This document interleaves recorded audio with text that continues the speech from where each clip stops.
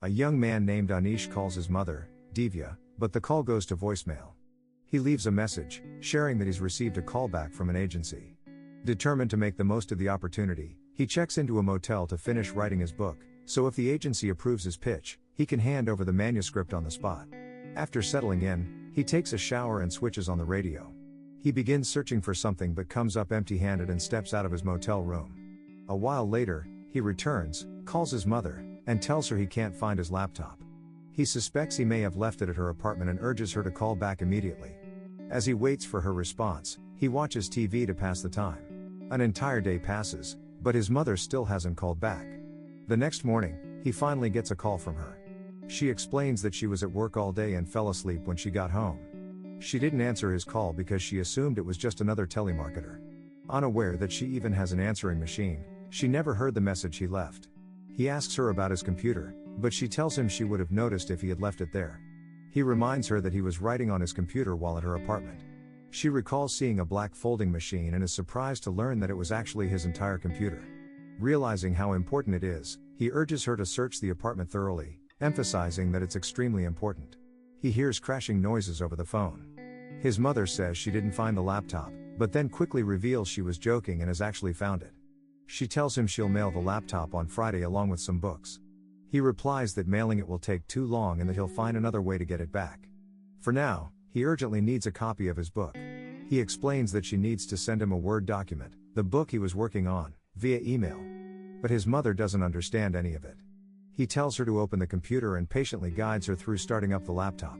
When he asks her what windows are open, she responds that all the windows are closed because it's very cold outside. He asks her what she sees on the screen, and she begins describing the desktop. He then instructs her to open a folder titled Gently Through the Current. She bursts out laughing at the name, calling it a little airy-fairy. He explains that the title is a metaphor for going where life takes you, moving with the flow rather than against it.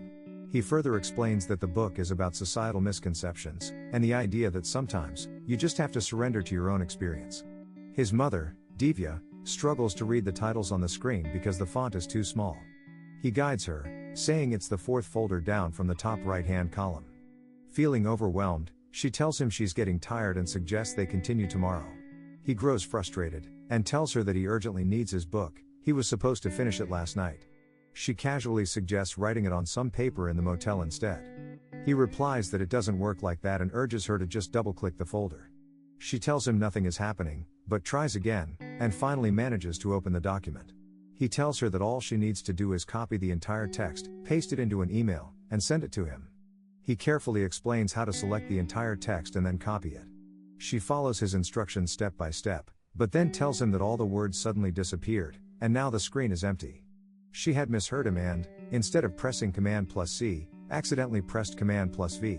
He becomes extremely angry, accusing her of deleting his entire book. Divya, upset by his tone, firmly tells him she won't continue the conversation if he keeps speaking to her that way. Realizing he's gone too far, he apologizes and calmly instructs her to press Command+Z to undo the action. She tries but says it didn't do anything, then mentions seeing a small bubble on the screen that says save.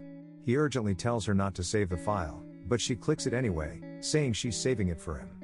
Furious, he yells at her to shut up, close the computer, take it to Macworld, and have the technicians call him immediately. Offended by his behavior, she refuses, telling him she won't do it because he's being extremely rude. He grows even more angry, shouting that she just deleted his entire life's work.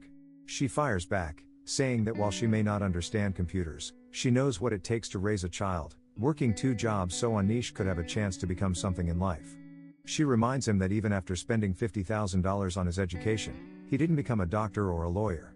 Instead, he spends his time reading and writing books. Anish, hurt but firm, responds that he never wanted to be a doctor or a lawyer, he had his own dreams. He tells her he's sorry he's not the perfect son, who climbs some social ladder to rescue her from her sad and unhappy life. She responds, saying all she ever wanted was for him to be somebody, but he never listens to her. She calls him stubborn, saying he's just like her. Confused and tense, he asks her who she's talking about. She doesn't respond to his question and instead begins to cry. Hearing his mother break down, Anish softens and apologizes for yelling at her. Through tears, she tells him her name was Vitha. She was 19. She had really nice parents, but they were poor. She explains that Vitha struggled a lot growing up, especially with boys, with drinking.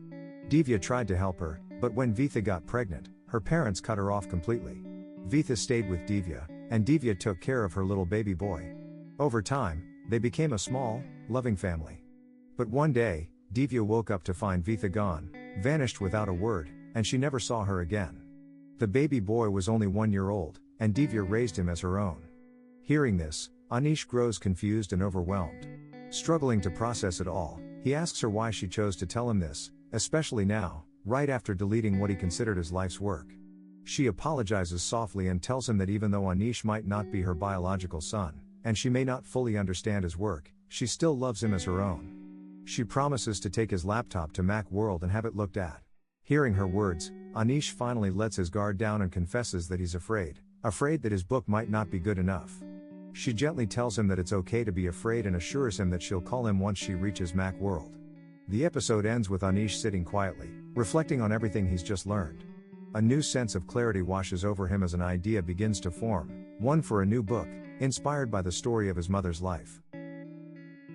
Like and subscribe the channel for more videos like these.